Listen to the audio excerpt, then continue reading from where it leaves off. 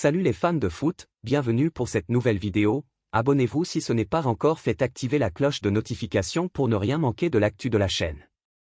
Accrochez-vous, car voici le récit complet d'une soirée qui a flambé tous les compteurs. D'abord, l'écrasante démonstration du PSG face au Real Madrid, ensuite la sidération de l'Angleterre qui tremble déjà à l'idée d'affronter cet ogre francilien, et enfin les coulisses brûlantes du mercato où chaque rumeur et rebondissement redessine les contours du football européen. Le MetLife Stadium, baigné dans la moiteur new-yorkaise, vibrait sous les cris de plus de 71 000 spectateurs. Dès l'échauffement, on ressentait la tension. D'un côté, le Real Madrid, ce géant auréolé de 6 Ligues des Champions depuis 2014, qui croyait pouvoir inverser sa dynamique morose sous la houlette de Xavi Alonso, de l'autre, le PSG, champion d'Europe, lancé à pleine vitesse depuis des mois, porté par un collectif soudé et une confiance inébranlable. Lorsque le coup de sifflet retentit, aucun doute n'était plus permis, ce serait un récital. Le rythme imposé par Paris foudroya les meringues en quelques minutes. Après 2 parades de Thibaut Courtois face à Fabien Ruiz et Nuno Mendes, c'est par une erreur de contrôle de Raúl Asensio, maladroit successeur de Huijsen, que le bloc madrilène se fissura, 6e. À l'affût, Ousmane Dembélé pressa l'arrière-garde espagnol, déclencha l'enchaînement et offrit à Fabien Ruiz l'ouverture du score. À peine 3 minutes plus tard, sur une nouvelle perte de balle d'Antonio Rudiger, Dembélé s'empara du ballon dans sa course, prit de vitesse Courtois et ajusta un tir imparable, 9e. En moins d'un quart d'heure, Paris menait déjà 2-0, et tout le MetLife, sanguin dans son maillot bleu, comprit que ce match tournerait à l'humiliation. La suite ne fut qu'une confirmation de la logique implacable du pressing parisien. Achraf Hakimi, infatigable sur son couloir, sema le désordre chez les meringues, combina avec les milieux et donna à Ruiz l'opportunité de signer un doublé magnifique d'un plat du pied en pleine lucarne, 24e. À ce moment-là, le Real, déboussolé, ne savait plus comment répondre, le pressing si vanté d'Alonso n'existait plus, les circuits de passe se désagrégeaient sous la houle parisienne, et chaque tentative se muait en nouveau cadeau pour l'adversaire. En fin de match, Bradley Barcola, entré pour souffler le chaud sur l'aile, déposa un centre millimétré dans la surface, où Ramos, d'un geste plein de sang-froid, ajusta une reprise du pied gauche dans la lucarne, 87e. Le score final, 4-0, sonnait comme une humiliation sans appel. Les « insiders » britanniques s'en sont rapidement fait l'écho. The Athletic n'a pas hésité à proclamer le PSG meilleure équipe du monde, saluant leur saison exceptionnelle, 62 matchs joués, 192 buts inscrits, fréquentation record, et leur capacité à écraser tous les paradigmes. Le Télégraphe souligne l'impitoyabilité des Parisiens face aux meringues, dépeignant un collectif plus fluide et plus mûr que jamais. Quant au Daily Mail, il insiste sur l'ampleur de la démonstration, évoquant une équipe irrésistible, capable de rivaliser avec les plus grands rouleaux compresseurs du passé. Pour Chelsea et Enzo Maresca, la finale de dimanche s'annonce comme l'épreuve suprême. Jamais les Blues n'ont paru aussi fragiles, oscillant entre espoir timide et performance inconstante. Les médias se rejoignent pour dire qu'il faudra une performance parfaite pour renverser un PSG qui a imposé son standard de jeu à tout un continent. Pendant que Paris prépare son marathon pour le titre mondial, les coulisses du mercato s'agitent. Marco Asensio, de retour d'un prêt concluant à Aston Villa, 8 buts et une passe décisive en 21 matchs, s'est vu évincé du groupe du mondial des clubs. Libre de tout affrontement contre son ancien employeur, il peaufine sa remise en forme à Paris, sous contrat jusqu'en 2026. Fenerbahçe aurait déjà soumis une offre de 15 millions d'euros, Villarreal et l'AC Milan scruteraient la situation, mais c'est l'Inter Milan qui vient de s'engouffrer dans la bataille, estimant qu'une enveloppe de 10-12 millions d'euros suffirait à convaincre le PSG. Toutefois, Paris réclame plutôt 20 millions d'euros, conscient de la valeur ajoutée d'un joueur polyvalent pouvant évoluer en 8, en 10 ou sur un côté. Parallèlement, Arsenal a bouclé l'arrivée de Christian Ergaard, le patron de Brentford, 196 matchs toutes compétitions confondues, 122 en Premier League, 13 buts, 18 passes décisives, un leadership tactique reconnu. L'international danois portera le numéro 16 sous les ordres de Mikel Arteta, dont les louanges envers sa nouvelle recrue soulignent sa polyvalence et son charisme dans le jeu de possession. L'AC Milan, après une saison décevante, 8e en Serie A, réorganise son effectif. Samuel Ricci débarque, Dusan Vlahovic fait l'objet de convoitises, et Raphaël Leao voit son prix fixé à 85 millions d'euros pour permettre aux Rossoneri de financer leur reconquête. Barcelone ou le Bayern pourraient émerger, mais aucune offre concrète n'est encore arrivée.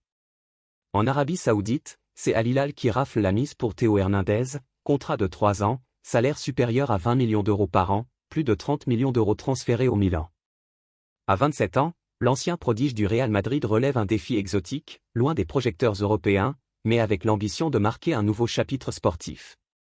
Du côté du Real, Rodrigo, 24 ans, songe à un départ, marginalisé par Xavi Alonso, l'ailier brésilien explore plusieurs pistes en Premier League. Arsenal s'était positionné, sans succès, et d'autres clubs anglais gardent un œil sur lui, prêts à proposer près de 80 millions d'euros pour arracher un talent à la fois technique et gabarit. Pendant qu'à Lyon, l'ombre de la DNCG plane toujours, malgré la décision de maintien en Ligue 1 et la validation de la place en Ligue Europa. Crystal Palace fulmine, la lenteur de la vente de la part de John Textor vers Robert Wood Johnson a laissé planer un doute sur le respect des règles de multipropriété, et l'UEFA pourrait sanctionner les Eagles de Selhurst Park en cas de litige persistant. Pour terminer, l'émotion est venue de Munich, Jamal Musiala, victime d'une fracture du péroné après un choc avec Gianluigi Donnarumma, a publié un message plein de gratitude. Opéré avec succès, il promet de revenir plus fort, soulignant que, dans le football, ces accidents arrivent, et qu'il profitera du temps de récupération pour se renforcer aussi bien mentalement que physiquement. D'ici dimanche, le PSG poursuivra son ascension vers un nouveau sacre.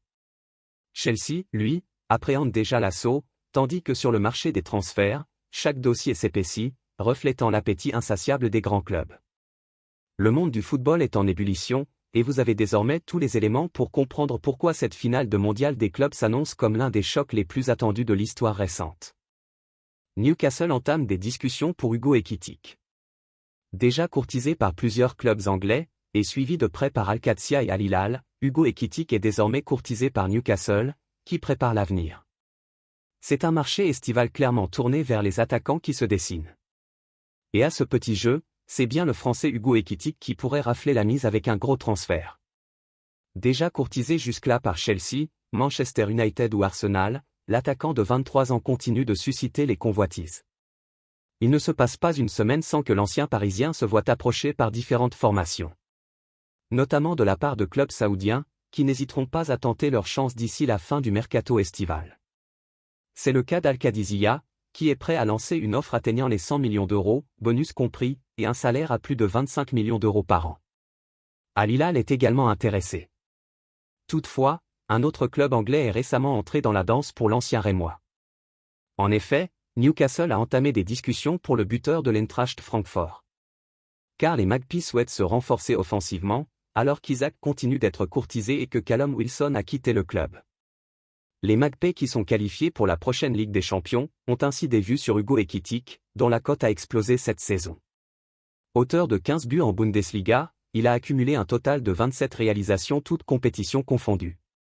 De quoi le placer parmi les buteurs les plus prolifiques, le tout avec une palette technique toujours plus intéressante. Sous contrat jusqu'en 2029 avec son club, il est valorisé à 100 millions d'euros. Un montant qui exclut d'emblée la plupart des clubs, mais qui pourrait être dans les cordes de Newcastle, surtout en cas de vente d'Alexander Isak. Liverpool est toujours dans le coup. Qu'il semble loin le temps où Hugo Ekitike rongeait son frein au Paris Saint-Germain, lors de la première partie de saison 2023-2024. Ce mercredi, la presse italienne annonce que la Juventus en pince sérieusement pour Jonathan Klaus. Igor Tudor n'a pas oublié le latéral droit qu'il a dirigé à l'EM. Comme on se retrouve. Il y a un an, Jonathan Klaus a quitté l'Olympique de Marseille pour rejoindre l'OGC Nice. Jonathan Klaus est niçois.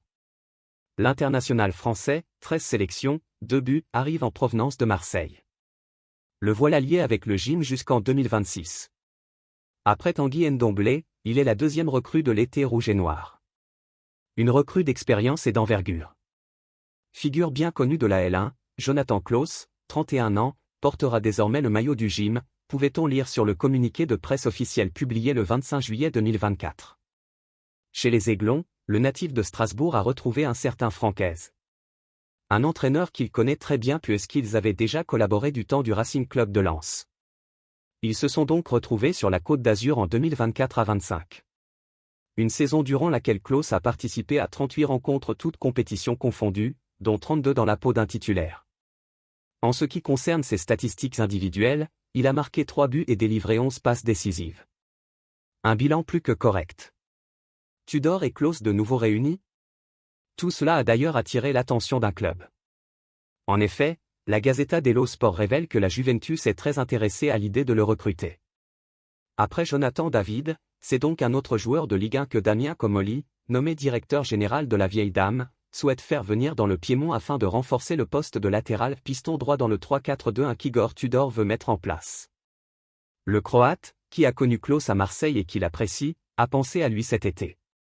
Damien Comolli avance donc ses pions en coulisses pour mettre la main sur cet élément expérimenté et fiable. Son prix est aussi jugé abordable par la Juve sur la GDS. En fin de contrat en juin 2026, soit dans un an, le Français devrait coûter entre 7 et 10 millions d'euros avec bonus.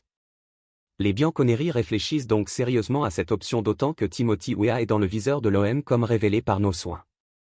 Alberto Costa, lui, est dragué par l'Arabie Saoudite. Dans le même temps, le tandem Comolli-Chiellini explore d'autres pistes en plus de celles menant à Klose. Sylvain Widmer, Mayence, le Brésilien Dodo, Fiorentina, et Marco Palestra, Atalanta, sont des plans de secours. Il reste à savoir ce que Nice et Florian Maurice comptent faire.